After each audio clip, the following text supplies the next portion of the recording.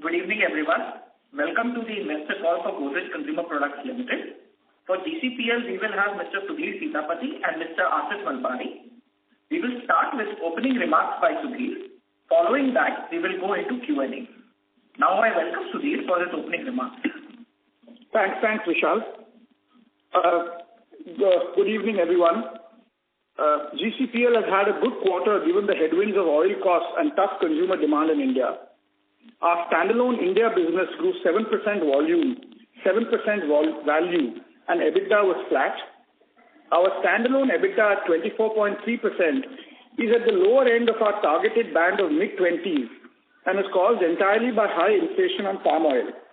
The already high prices were further exacerbated by the import duty on oil.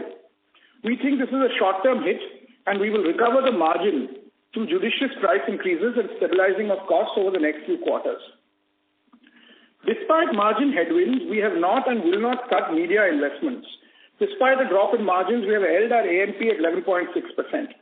In fact, if you include rural van operations, which gets captured in overhead, we have in fact increased our brand investment by 100 BPS. As it has been our practice in the past, we will not compromise on the quality of our products by reducing TFM in soaps. We have been asked several questions by analysts on structuring of soaps, and while we do not comment on competitor actions, it may be worthwhile for me to spend a few minutes on our own view on structuring of soaps. Bathing bars as a category was introduced by the BIS in 1992.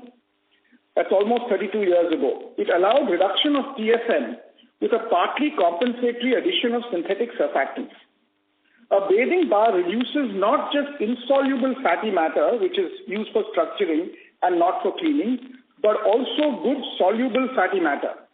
When the total math on surfactancy is done, a bathing bar cannot technically equal a grade 1 soap in cleaning, lather and soap mush. A change in quality of the filler may improve peripheral sensorials, but it doesn't change this basic science and chemistry. In benign conditions, consumers may not notice when you reduce TFM and add structurants, but in difficult circumstances like hard water, consumers do notice. For the last 30 years, we have known of structuring technologies, but we have stayed away from the temptation of the bathing bar category. From 2 to 3 share in the early 90s, GCPL in volume terms is now in the high teens. And this has largely been, in our assessment, because of consistent adherence to quality standards. We are not going to revisit this strategy now just because palm oil prices are inflated.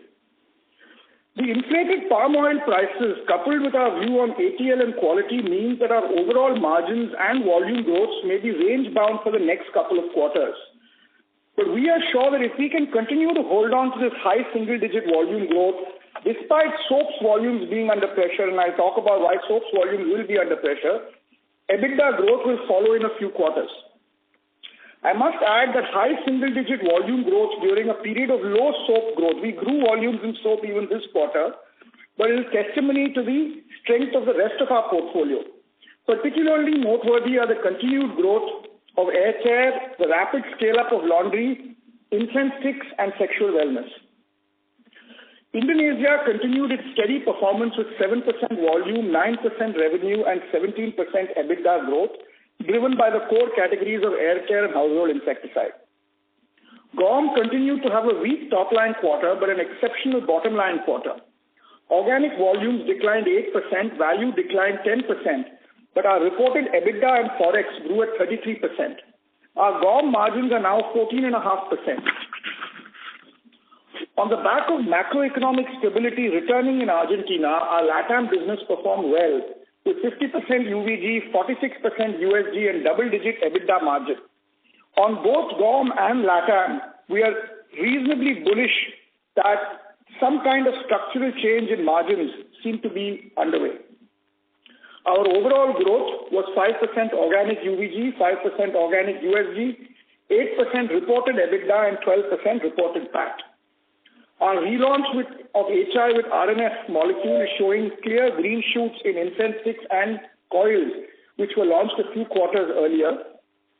We are waiting for the results on electrics. which may take a quarter or two for it to be visible. And as we speak, we are going in with a better molecule on aerosol. At the end of this month, our entire portfolio would have been revamped with superior formulations. Overall, we feel that we have stuck to our strategy of holding high single-digit volume growth in India and Indonesia and structurally improving profitability in international markets. We will continue to play on this strategy while volatility in palm oil prices plays out over the next few quarters. Wishing you and your family a very happy Diwali. Thank you so much.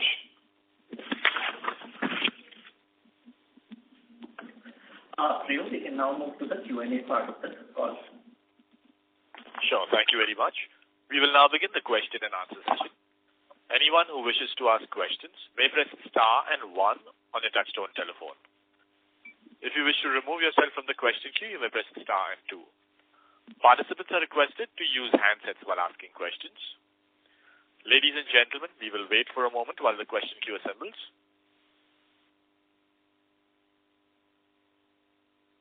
First question is from the line of Avnish Roy from the Nuvama Institutional Equities. Please go ahead. Yeah, thanks. Congrats on the 7% volume growth in India. My first question is on the clear green shoots which you mentioned in the incense stick and in the coil.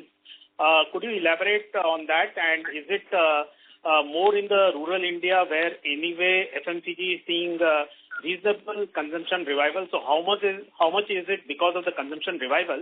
And in the urban India, in the slums, in the lower end of the population, also are you seeing a decent recovery, not just in incense stick and coil?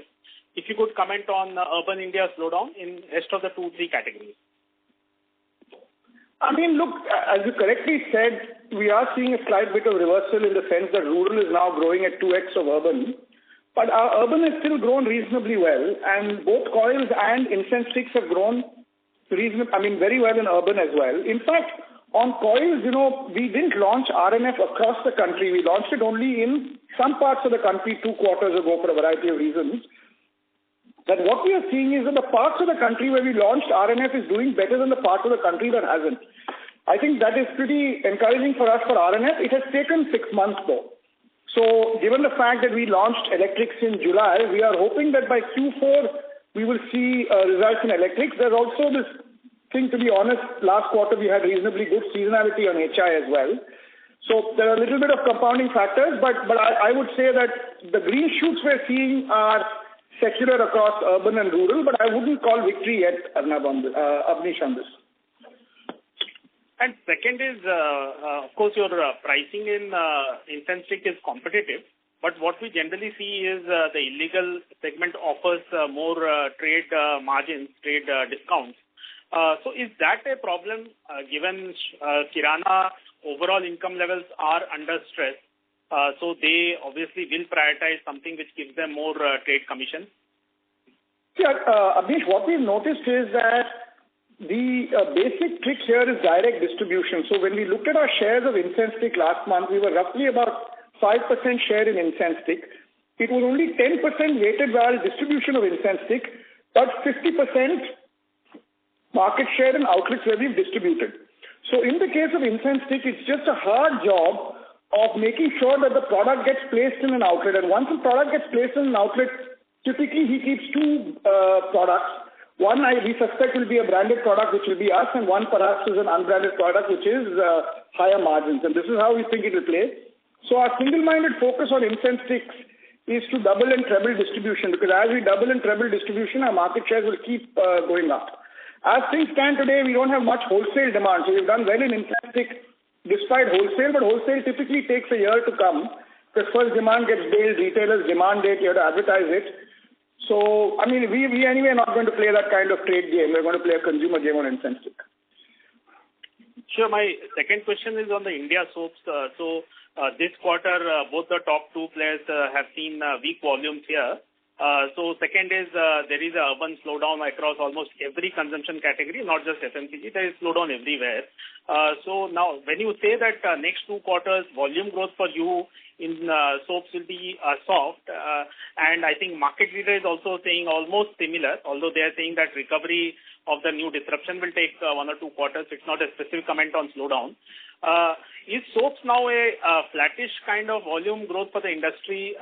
Because see, now price growth is happening. Whenever price growth happens, top 2 players always gain market share. So in that context, shouldn't your market growth in soaps also revive? I think value growth will revive, Abneesh, because this has a little bit to do with bases and so on and so forth. Sequentially, for the last 2 quarters, we've taken pretty sharp increases in soaps. What we see when we take sharp increases, soap volumes for the category tend to be in the 2 to 3 range. What we see when you take sharp increases in the short-term volumes fall, they may even become negative for a quarter or 2.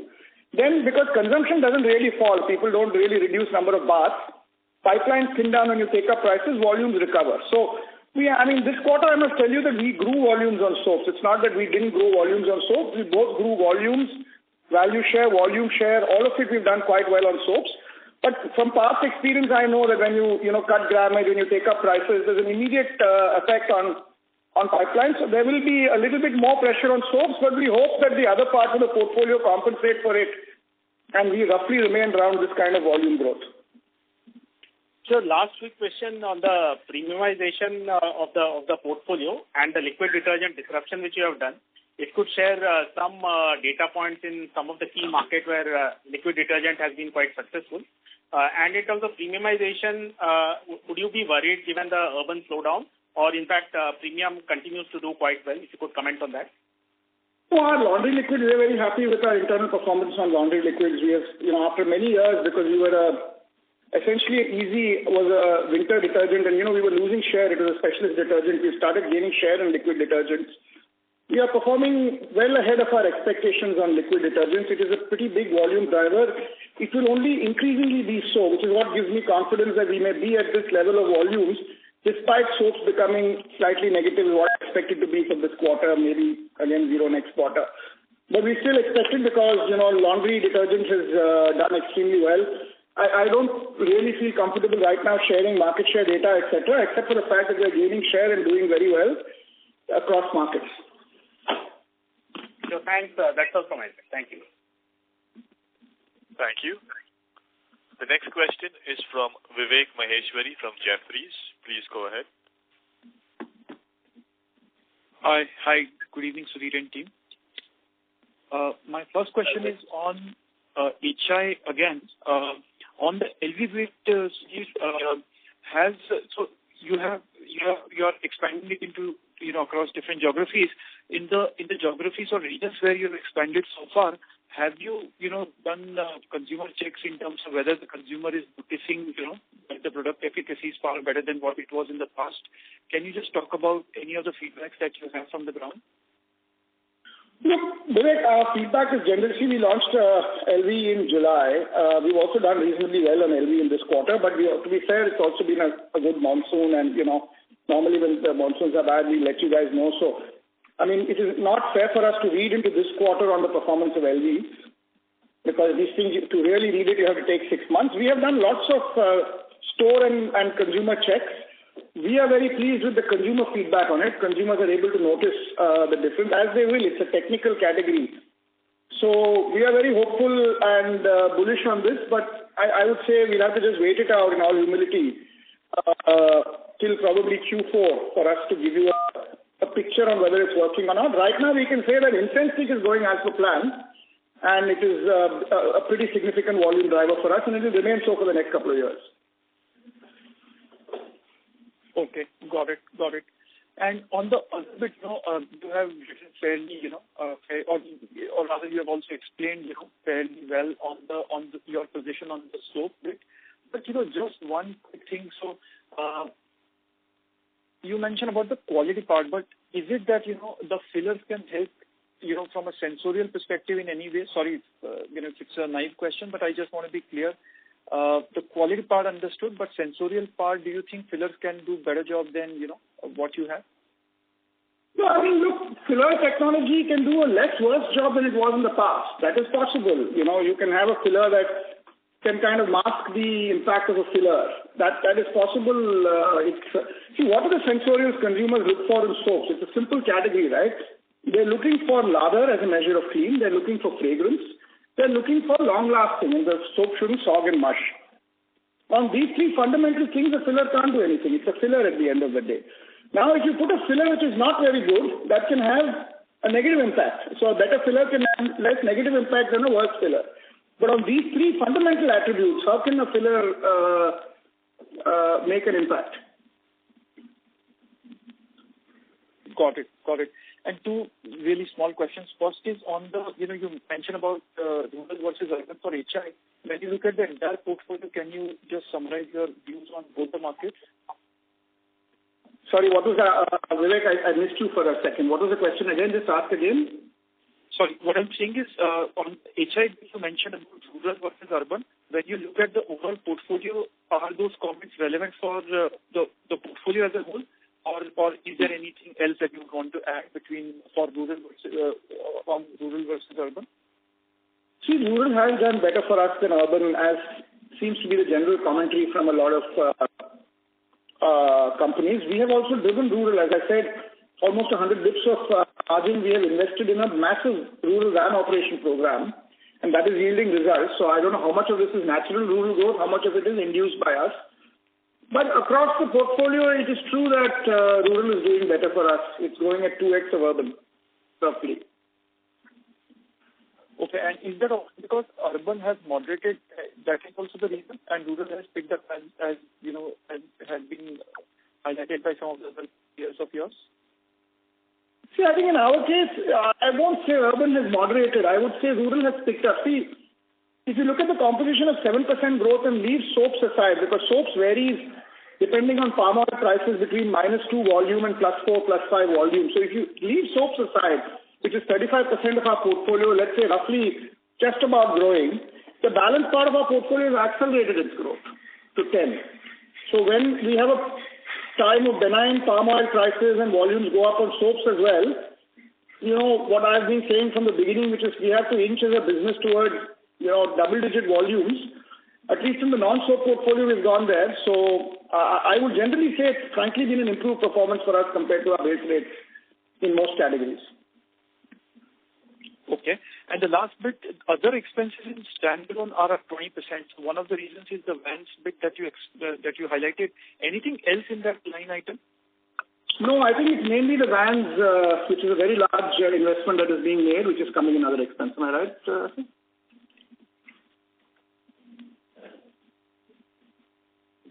Got it. Thank you, and wish you all the best. Thanks. Thank you. The next question is from Percy Pantaki from IIFL Securities. Please go ahead. Hi, my first question is on pricing. It's in two parts. So one is on HI, the volume growth is a mid-single digit. Is the value growth also the same, or is it higher by some amount? That's part A.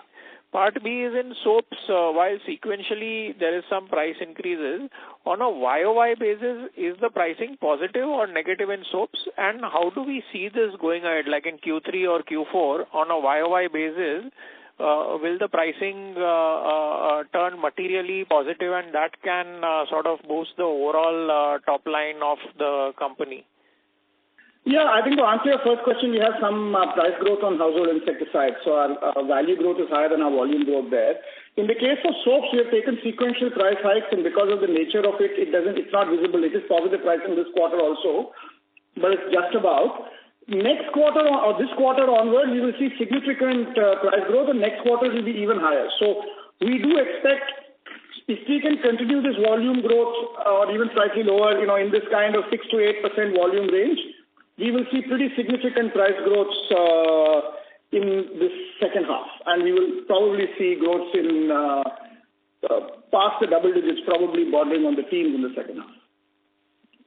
Got it. Understood. Secondly, on HI, I wanted to understand, despite seasonally favorable sort of factors, the volume growth is around 5%.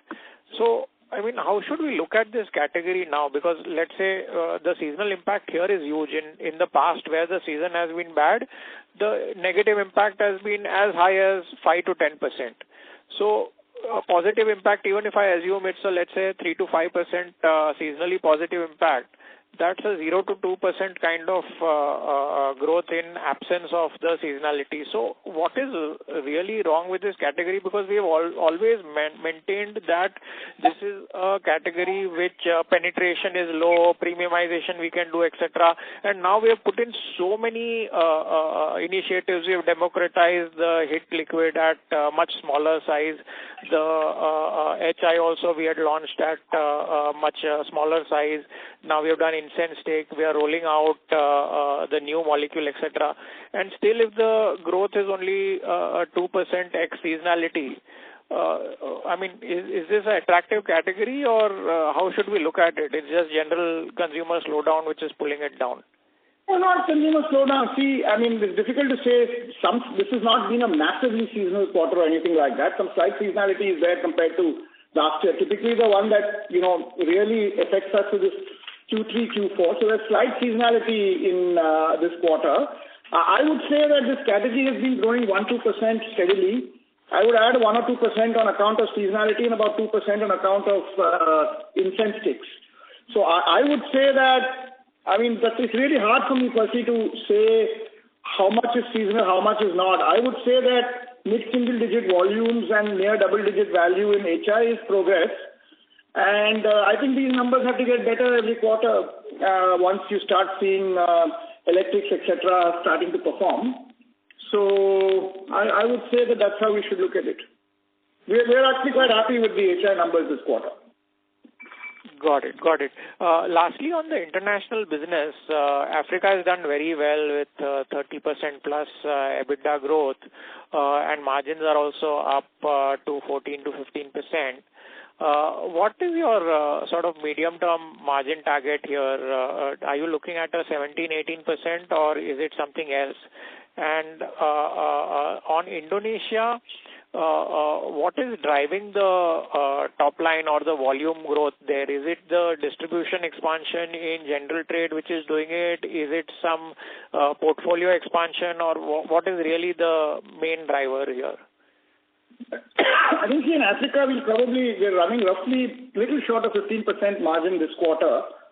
We'll inch it to the high teens. Then, once you get businesses in FMCG, bordering on the high teens, bordering on 20, then you can single-mindedly focus on growth. So I would say that there's still some scope on Africa to probably expand margins over the next year or two. And that will still be our priority over the next few years. And then probably move to top line once we structurally corrected the margins. We've also benefited a little bit in Africa by a little bit more stable macroeconomic situation this year compared to last year. So I hope this kind of stays for some time. Indonesia is like India, a pretty good economy. We are present in two categories which are still quite underpenetrated. So I would say execution, both in terms of distribution but also increasing media spend, are just driving these categories. So 7% volume growth in an economy that's growing at 4-5% in two categories is what we should consistently get in Indonesia. Got it, Sudhir. Thanks. That's all from me. All the best. Thank you. Before we take the next question, a reminder to participants that you may press star and 1 to join the question queue. Next question is from Karthik Chillappa from Indus Capital Advisors. Please go ahead. Yeah, thank you for the opportunity, sir. I have two questions. Karthik, we can barely hear you. If you could please come closer to the mic. Yeah, am I audible right now? Is it clear? Yes, Karthik, we can hear you. Okay, great. Just two questions from my side. The first one is on the channel mix. So if you were to break down the 7% volume growth across, let's say, general trade, e-commerce stroke quick commerce, and probably modern trade as well as direct distribution, how will that growth rate look like? See, I mean, look, the general truth, which is I think true for everybody, is, and let's do the math, right? As I said, rural is growing twice of urban. Within urban, both modern trade and organized trade are growing. I mean, e-commerce are growing in the 20s. their salience of urban may roughly be a third. So there's definitely pressure on urban GT, which I think is across. I mean, urban GT is now facing a double whammy because partly by the disruption of quick commerce and partly by the slowing of pressures on urban consumption. I would say urban GT is the one that is having a tough time. Yeah, so my question basically was on urban GT. From a point of view of urban GT ROI, are there any other special initiatives that you need to take incrementally to make it more viable, or has that adjustment already been done for our portfolio?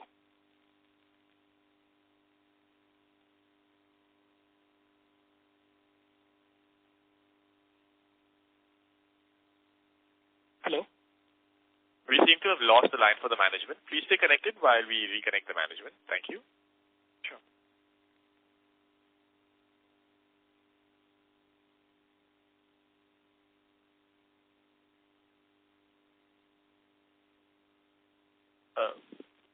We have the management reconnected. Over to you, sir. Yeah. What I was asking is, with reference to your point on the pressure on urban GT, are there any incremental initiatives that we need to take to improve the ROI, or has that by and large been done for our portfolio? Oh, you mean the ROI of GT distributors? Yes.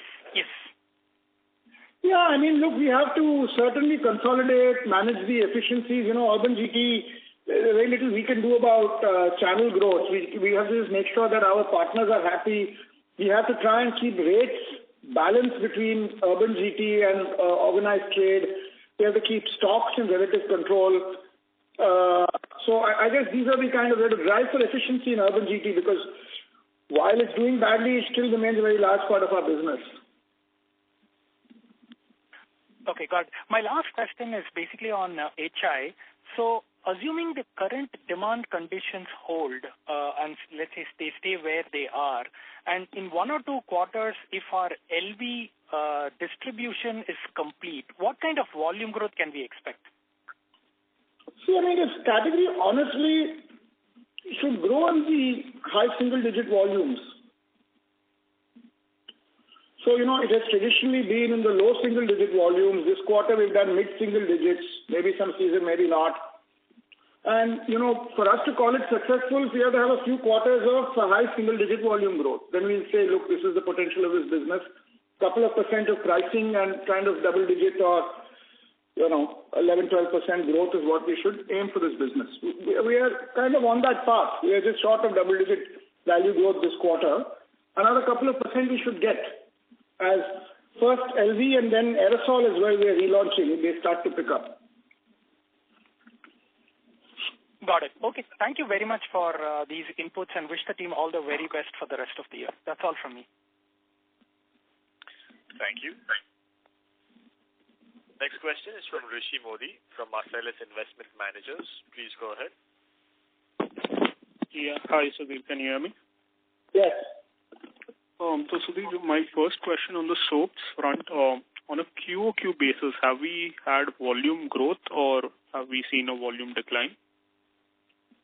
We have seen volume growth, but not by very much.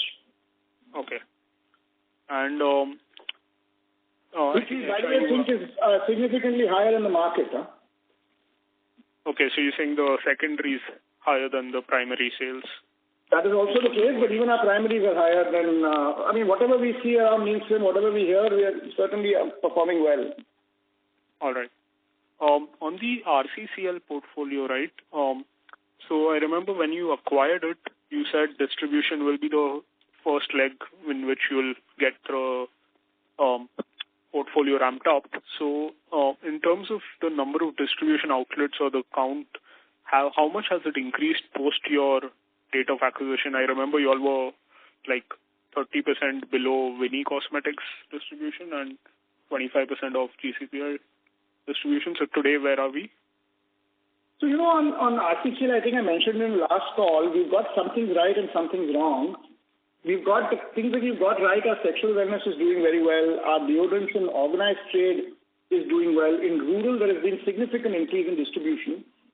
In urban general trade, we made a few missteps in distribution, and in several states, we are now reverting back to a specific channel for deodorants, which we did in the last quarter. So I would say that there's still a little bit of work to be done in RCCL. As a consequence, we will probably be slightly short of the EBITDA number that we had promised at the end of this year. We had promised, I think, somewhere around, and we'll probably come back to you at the end of the year with exactly what's happening in RCCL. We acquired this business, if I'm not mistaken, with about 70 crores of EBITDA. We had said we will do about 145, 150 crores of EBITDA at the end of this year. We may be slightly short of that. Not massively short, but we may be short of that. All right. On the hair color front, I saw you all posted double-digit growth. So just wanted to understand, is it the primary sales and the secondary sales will take off in the marriage season or the festive season, or even the secondary sales is double-digit? No, I think secondary is also double-digit. In general, secondaries have been ahead of primaries in this quarter for us. And so because like even, so if you could explain why is it double-digit, because no other marriage-linked consumption has shown strong growth in this quarter. So I'm just trying to understand. Last year what had happened is there was a double Shravan month, so we're lapping a relatively low base. Okay, all right, understood. The unique month, normally in Shravan people don't color their hair in the West. Last year we had 2 Shravan months, so that was a low hair color base. And so on that we did well. All right, so like it's a one-off benefit or a base effect rather than a longer-term trend.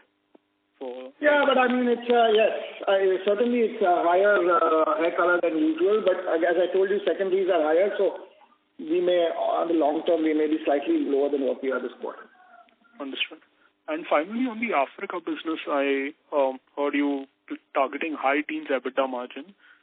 Is this going to be on the existing portfolio, or are you going to sell off or shut down a few more businesses and hence get to that margin? Or any plans of selling off any more of the Africa businesses? Yeah, so I asked it here. So, no, I think we've done whatever geography restructuring has been largely completed. There are certain other projects which we believe we'll be able to deliver to drive efficiencies in terms of supply chain and other projects. Those will kind of happen. But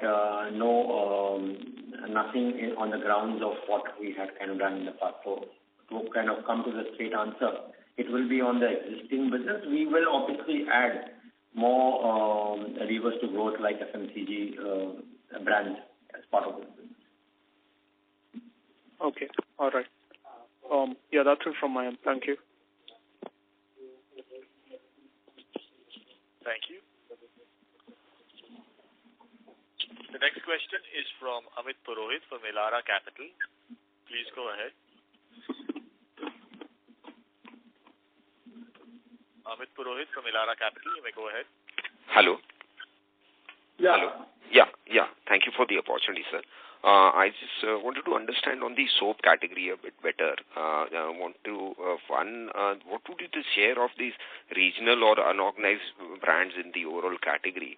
And assuming that these players may not be the grade 1 soaps, what has been their response as of now in terms of given the palm oil prices have gone up? So that's the first part of the question. And do you think there is a likelihood of an increased competitive intensity from them as well as there is generally the leader is also looking at very aggressive pricing and all. So just wanted to know your thoughts on this. No, I mean, the regional players over the last 15-20 years in soaps have come down. I don't know the exact number, but I think they're sub 10% now, and they're not what they used to be 10-15 years ago. The category has now mainly become the national players. Sure. And in any case, even this, during high palm oil prices, they tend to become smaller and smaller. So it is generally in high palm oil prices, branded players gain market share. Okay. And they would have also taken price increases as of now. They would have, but normally what happens is that they don't enter the market. A lot of local players and palm oil prices get raised. So they just don't manufacture. Because they buy noodles and kind of pack. If the price goes up, then, their working capital and all goes up. So that becomes an issue. And in the interior markets of, say, probably in north or so region, there the salience would be slightly higher, right?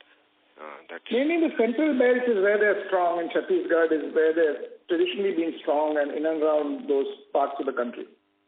Okay. And sir, second question on HI, what was the value growth? You talked about mid-single digit volume growth, so just...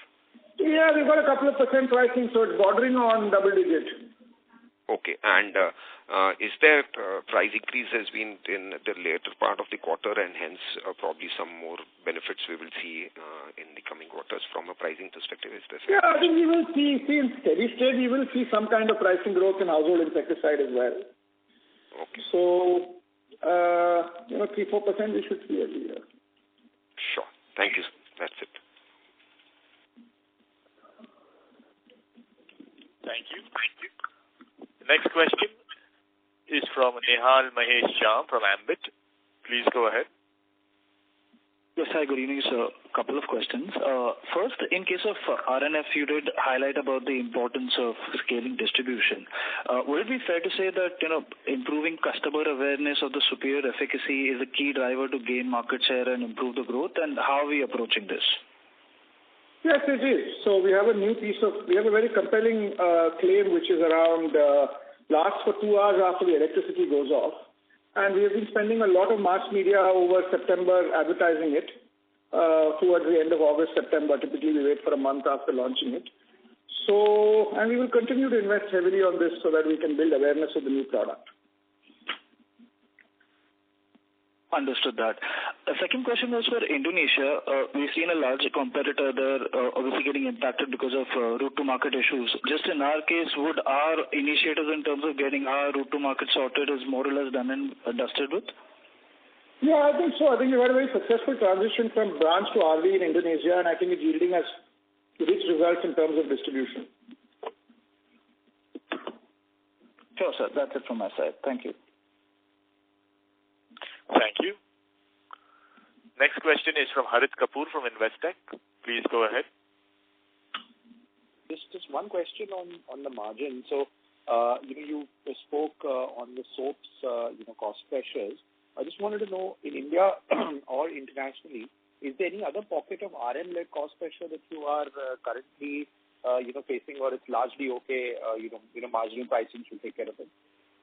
I think it's largely palm oil only. There was last quarter a little bit on shipping and all, but I think that's been sorted out now. But largely, I would say the inflation is on palm oil. Very recently, actually, with this import duty on palm oil, there's been a very sharp increase. But generally, palm oil is the problem this year. Even outside India, there's no other kind of large cost? No, there's nothing outside India, which is why margins are very good outside India. Profitability is generally good, so there is no major inflation. Got it. That was my only question. Thank you. Thank you.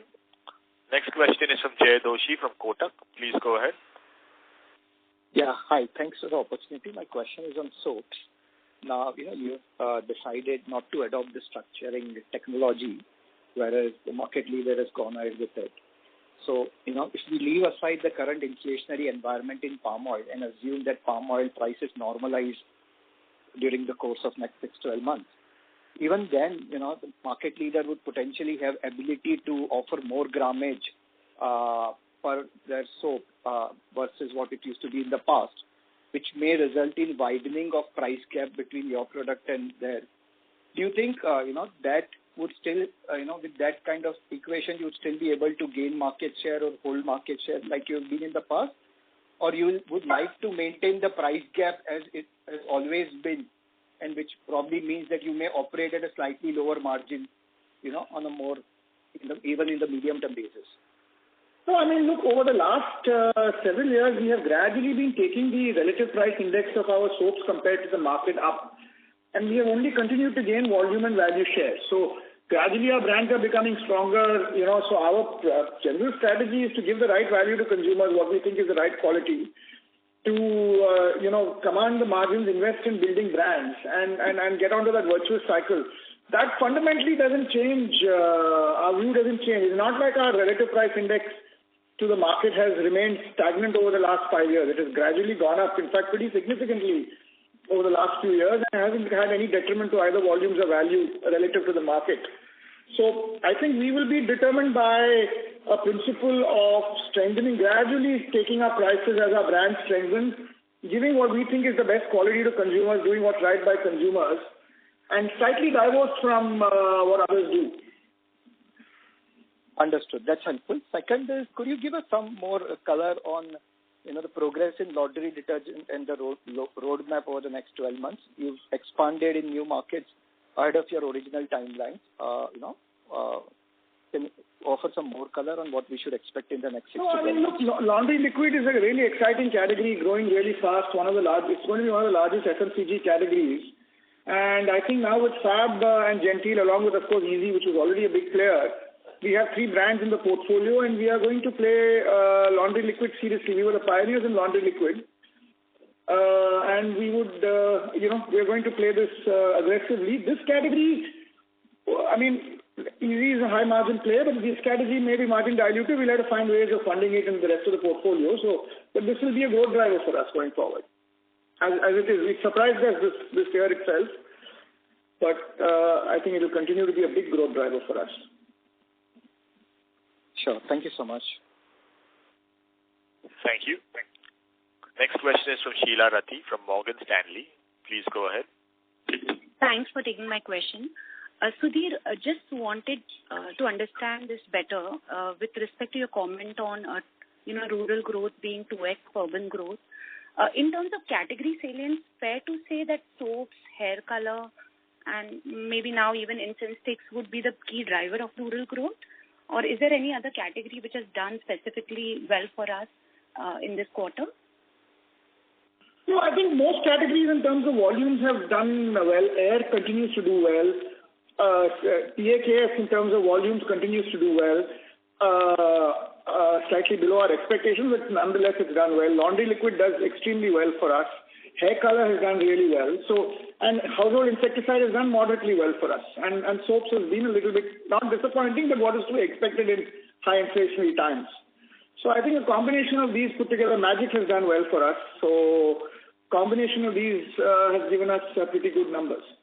And historically, Sudhir, what would have been the salience of certain categories in rural? Is the mix changing for us? I do feel like GCPL's portfolio, except for soaps, is a rural forward category. In the sense, we've traditionally been under-indexed in rural. And the time has come for us to really expand our rural distribution. So we have put 100 BPS of margins. I think I spoke to you in the analyst call as well, to almost, increase couple of, I think we're now touching 60,000 more villages and I think 200,000 outlets. So massive rural distribution increase. Again, this is costing us. It's not wildly profitable in year 1 and 2. But we do believe that our portfolio, household insecticide, hair color, creme, air, all of these laundry liquids, all of these are at tipping point in rural. So we're quite happy with the fact that rural markets are back and we will play this game aggressively in rural now.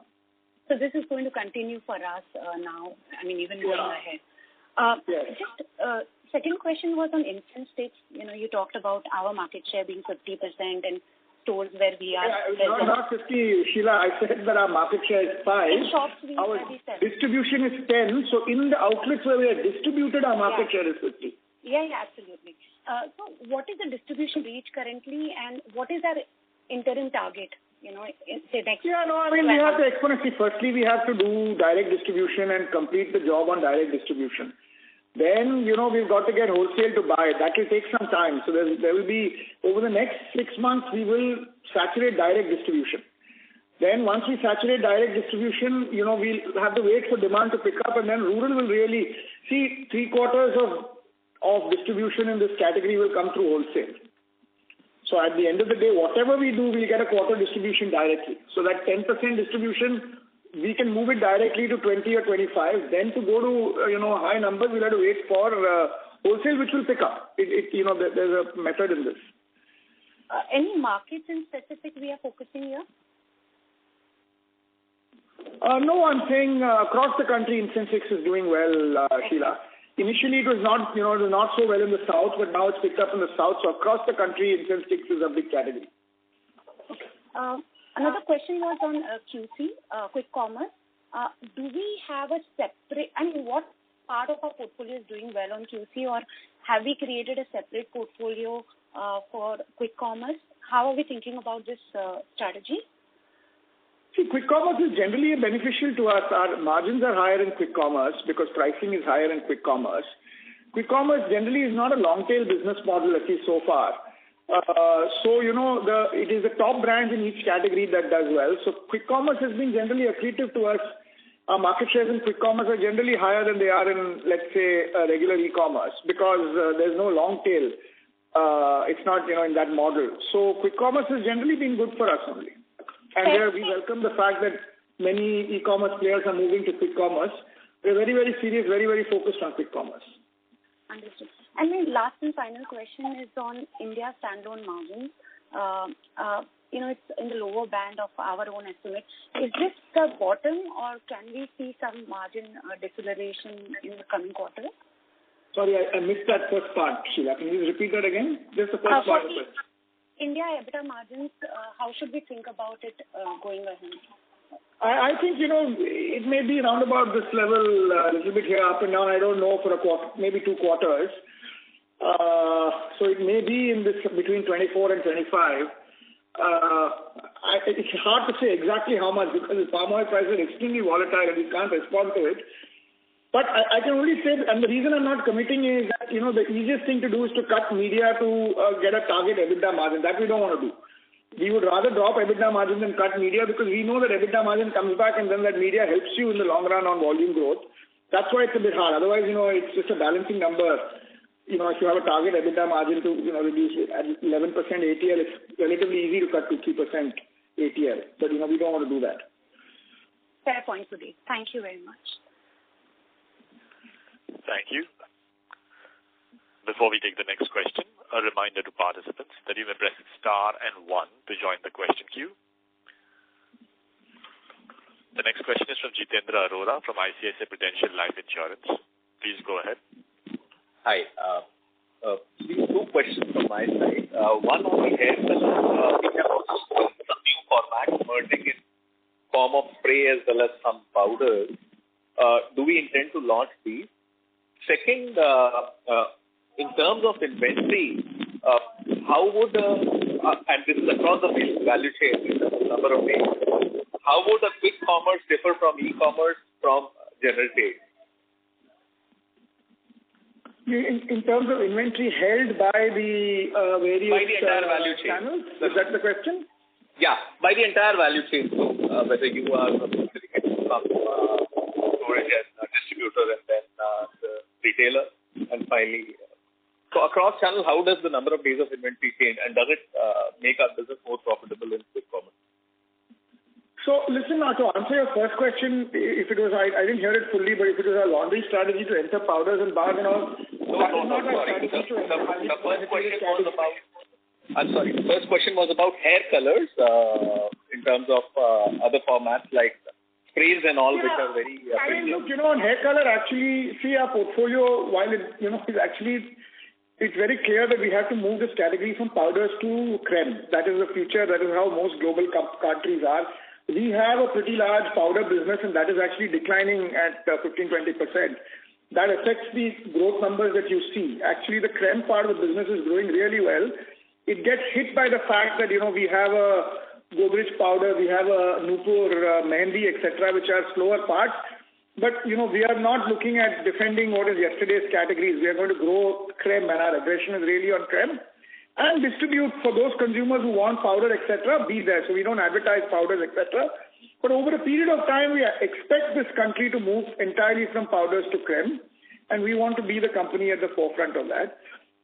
As far as inventory on various channels goes, I'll have to revert to you. I know what it is in GT, which is typically GT carries about 20 days and our distributors carry 12-13 days. So there's about 32 days in the overall channel in general trade. Let me ask Vishal to revert to you because thanks for asking the question. I should have known the answer, but I don't know how much inventory e-commerce carries for us.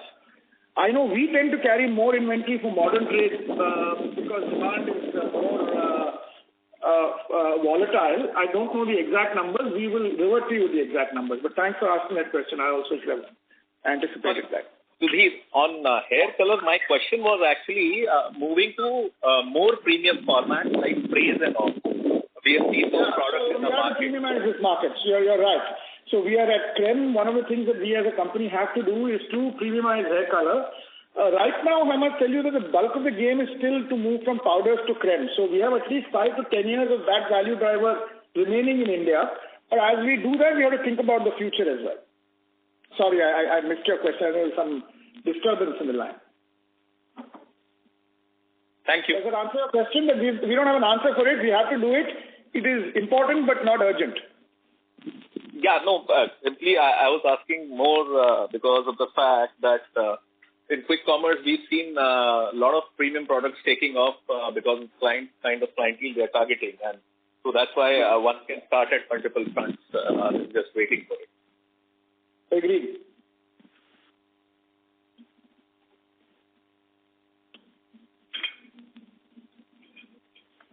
Thank okay. you. We move to the next question. Next question is from Percy Pandaki from IIFL Securities. Please go ahead. Hi, thanks for taking the follow-up question. I just wanted to understand from you how you're looking at the Concall EBITDA growth for the second half. Like this quarter, you have done 8%. Would it be a fair target to sort of expect the same in second half? The reason why I ask this is that your base effect in second half is more adverse compared to what it is in first half. Is that like a normal seasonality and therefore the YOY growth should continue, or the YOY growth will dip given that the base effect is getting more adverse? See, this quarter, which is Q3 last year in India, we had close to 29% EBITDA in our base, which is an exceptional, unusual quarter. So this particular quarter will have very poor EBITDAs in India. But the next quarter, which is Q4, we should get back to pretty good EBITDAs. Because I think the percentage EBITDAs may remain roughly where they are or go up a little bit, we hope, providing palm oil prices remain at this level and don't further inflate, which you never know. So if that happens, Q3 will be tough on IYA on EBITDA, simply because of the base of India of 29%. Q4, if I'm not mistaken, we again fell to about 26.5 last year. And then I'm hoping by Q4 we start to see some sequential improvement in EBITDA because we've taken one round of pricing. We hope that after Diwali, perhaps palm oil prices may soften, etc., etc. So I'm hoping Q4 is better. Understood. Although my question was on the Concall EBITDAs, Sudhir. In Concall EBITDA, we will have better margins in Q3. Generally, GOM does better because it has higher, seasonality there. So I would say that this quarter, Concall EBITDA margins will be significantly lower than what it was in the previous quarter, which is Q3. Q4, it may be higher than. Between the two quarters, maybe in roundabout what we got in the first half, maybe a little less. Got it. But it will phase out between Q3 and Q4. Okay. I also just wanted to understand on the import duty you mentioned. See, my understanding was that the import duty is on palm oil. It doesn't really affect PFAD, which is what you import. See, we use CPS, which is crude palm stearine, is a large component. Import duty is on palmolin and on crude palm stearine firstly. So there's 20% incremental duty on CPS, which is a large part of the basket. What has happened as a consequence of the import duty on stearine, and I don't know fully why, but I can hazard a few guesses, is that palm oil has also moved up. Not to the same extent that crude palm stearine has moved up, but it has also moved up, partly because I also read that imports in September of palm oil in India crashed. A lot of PFAD is a byproduct of CPS in India. So if you import less palm oil, PFAD falls. So while CPS inflation has been to the tune of, just in the last 2 months, 25% sequentially, PFAD has also gone up by about 10% sequentially. So not the same as CPS, but has also gone up. So the overall basket has gone up pretty sharply in the last 2 months. Okay. Understood. So with the price increases that you're taking, will you be able to offset the impact of this incremental inflation you have seen in the last 2-3 months, or we should see that margins can actually fall further versus the margins that you have actually clocked this quarter in soaps? We're a bit of catch-up game, so even in the last quarter in Q2, inflation had happened. We've been following there. We didn't entirely take it. We're taking it again this quarter. Next quarter, we may again take it. So I would say that it's really hard for me to give an exact number, but I would say that we are behind inflation, but I hope to be kind of as behind as in the past, not to widen that gap. Unless there's a further increase in PFAD, then, we can do a little bit, we can't do much about it. Got it. And lastly, just wanted to understand this rollout of distribution, both of incense stick as well as the new LV. At least in the direct distribution which you are already tapping, why should it take 6 months to roll this out? This should be near immediate to roll out in the outlets where your salesperson is already going with just 1 or 2 more new SKUs.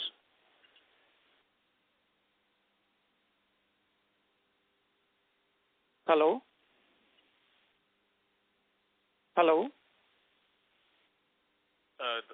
The management line has dropped. Please stay connected. We're just reconnecting the line for management. One moment.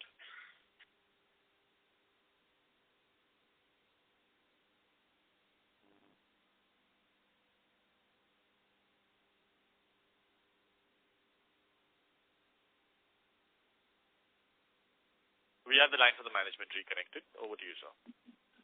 Sir, I'll just repeat my question. Were you able to hear my question? I heard the question, Percy. So LV, the time is not 6 months because of distribution. LV is 6 months because when you make a new product, the offtakes and all take some time.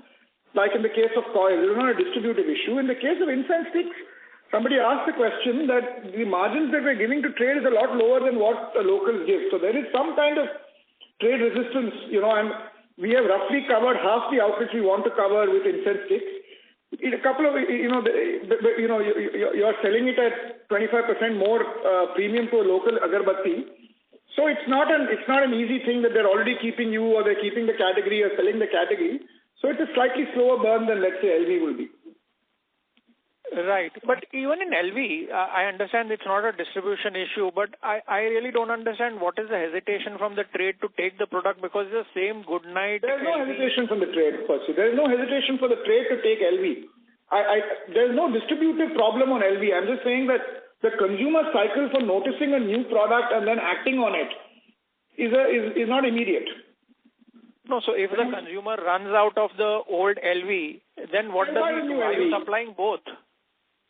We're not supplying both.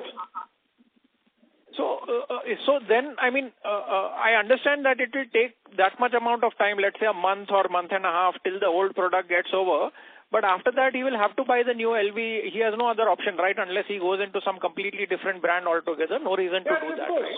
Of course, they have to buy the new LV. But for new consumers to switch from other LVs to our LV, or for consumers to switch from agarbatti to our LV on the basis of advertising will take some time, no? Okay, that I got. Okay. That's the problem. There's no distributive problem on LV. There is a slight distributive problem on incense sticks. That too I'm quite bullish about. We are basically meeting our plans and in fact exceeding it. But that is not, everybody is not willing to keep our incense stick just because we are the first legal incense stick in the market. Right. Yeah, very clear. Got it. Thanks, Sudhir. Thanks a lot. Thank you. The next question is from Rishi Modi from Marcellus Investment Managers. Please go ahead. Yeah, I had a question on the taxation piece. So if I remember correctly, we still have a 200 crore tax benefit in this year, right, from the Himachal Pradesh factories. And from next year, we move to the 25% regime. Is that correct? That's right. So this year, we are under the old regime and we are getting fiscal benefits. And next year, we intend to move to the new regime. And on the subsidiaries piece, right, I see we have like 380 crores of deferred tax assets, 330 crores close of FY24. So are we going to be able to set off our profits against that? Or it's there's some issue in terms terms of geographic rules or regulations which won't allow us to set it off? No, so there are certain regions where we have a deferred tax benefit, and we are utilizing some of those. It will take it's on obviously that geography's profit, so it will take a while to use it, but we are using the deferred tax benefit in a few geographies. So we can use the entire 330 crores that we have recognized over whatever years. That's right. That's right. So just like if I'm looking at the tax rate, we're paying 30% tax rate right now in the P&L at least. So like I just wanted to understand, I was under the impression that we normally used to pay around the 20-24% mark. It's jumped up to 30. So just, is it like we're going to set it off in the second half of the year or what's... So on the tax rate, last year effective tax rate was around 29%. This year we are guided that we move up around 100 bits. So we've come to 30 in line with the guidance we gave in the investor meet. And next year we expect this to go down when we move on to the new tax regime. So we should see a reduction of around 350 to 400 bits next year. Having said that, while the effective tax rate is 30%, a real cash tax rate is much lower. Yeah, so that's more closer to around, I would say, give or take, that will be more like 18-19%. So there is a huge benefit on a cash tax which we're getting. But obviously from an accounting perspective, we have to account it at a higher rate. Okay. Got it. All right. Thank you. Thank you. The next question is from Kunal Bora from BNP Paribas. Please go ahead. Yeah, thanks. How should we look at Africa and LATAM revenue growth from here? LATAM especially was strong this quarter. Anything exceptional there? No, I mean, actually, you want to answer that? So I think LATAM this quarter we had some good innovations in the market, and hence obviously the growth have been very, very strong. So we have launched a new personal insect, a personal repellent. We've got a strong number which we did as we did a loading in on the sunscreen. So we've genuinely had a good number in LATAM, but it won't be sustaining these kind of underlying volume growth won't sustain for the full year. Yeah, I mean, look, it won't sustain 50% and all, but I'm going to LATAM next month. But the kind of inflation that consumers were seeing in the past seems to have reduced. So there seems to be more stability in Argentina in particular. And we have been launching organically some new categories every year. So actually, the Argentina business, if this macroeconomic stabilizes, may be quite a jewel business because our portfolio is a good portfolio, providing currency is stable, and we're able to take out money which we're still not able to do.